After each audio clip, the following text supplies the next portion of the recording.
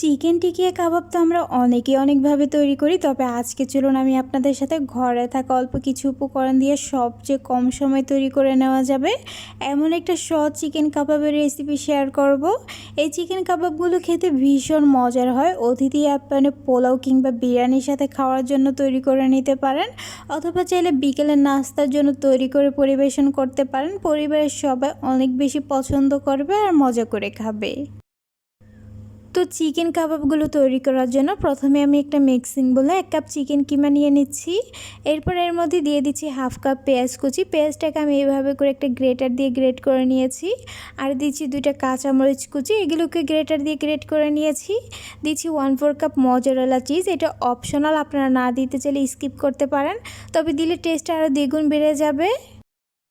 এবার দিচ্ছি 1 চা চামচ সয়া সস, দিচ্ছি স্বাদ মতো লবণ, আর দিচ্ছি 1 চা চামচ আদা রসুনের পেস্ট, দিচ্ছি 1 চা চামচ লেবুর রস, দিচ্ছি 1 চা চামচ চিলি ফ্লেক্স, এখানে ঝালটা যা টেস্ট অনুযায়ী, দিচ্ছি 1/2 চা চামচ জিরার গুঁড়া, দিচ্ছি 1/2 চা চামচ গরম মশলা, আর দিচ্ছি 1/2 চা চামচ কালো গোলমরিচের গুঁড়া।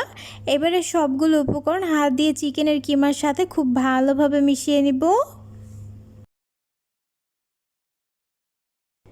মিশিয়ে নেওয়া হয়ে গেলে এবার এর মধ্যে 1/2 কাপ কর্নফ্লাওয়ার দিয়ে আবারও সবগুলো উপকরণের সাথে ভালোভাবে মিশিয়ে একটা ডোয়ের মতো তৈরি করে নিব। আর আপনারা চাইলে এখানে কর্নফ্লাওয়ারের পরিবর্তে ময়দা অ্যাড করতে পারবেন। তো ডোটা তৈরি করে নেওয়ার পর আমি হাতটা ক্লিন করে 2 হাতে তালুতে সামান্য তেল লাগিয়ে নিয়েছি। এখন এখান থেকে পরিমাণ মতো মিশ্রণ নিয়ে হাত দিয়ে এভাবে করে কাবাবের শেপ দিয়ে দিচ্ছি। এবারে কাবাবের শেপটা একটা প্লেটে নিয়ে নিচ্ছি, আর বাকিগুলো আমি একইভাবে তৈরি করে নিয়েছি। তারপর এখানে একটা বাটিতে আগের থেকে একটা ডিম ভেঙে নিয়েছি। এখন এর মধ্যে সামান্য পরিমাণ লবণ দিয়ে ডিমটাকে খুব ভালোভাবে ফেটিয়ে নিব।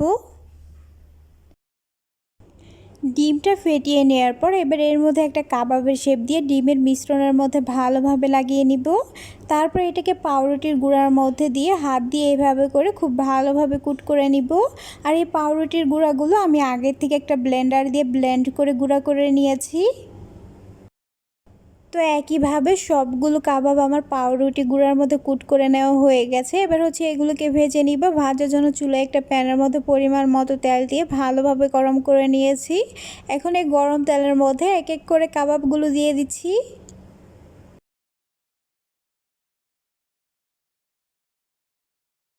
তো সবগুলো কাবাব দিয়ে দেওয়ার পর এবার এগুলোকে চুলার আঁচ মিডিয়ামে রেখে এক পাশ কিছুটা ভেজে নেওয়া হয়ে গেলে উল্টিয়ে দিচ্ছি।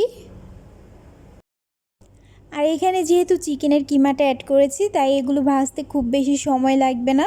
চুলার আঁচ মিডিয়ামে রেখে কিছুক্ষণ পর এপাশ ওপাশ করে ভাজতে একটা সময় দেখা যাবে যে এর মধ্যে সুন্দর একটা গোল্ডেন ব্রাউন কালার চলে এসেছে।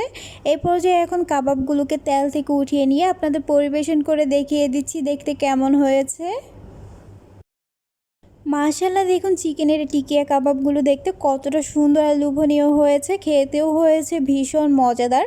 অতিথি আপ্যায়নে পোলাও কিংবা বিরিয়ানির সাথে খাওয়ার জন্য এটা তৈরি করে নিতে পারেন, অথবা চাইলে বিকেলের নাস্তার জন্য তৈরি করে পরিবেশন করতে পারেন। পরিবারের সবাই অনেক বেশি পছন্দ করবে আর মজা করে খাবে।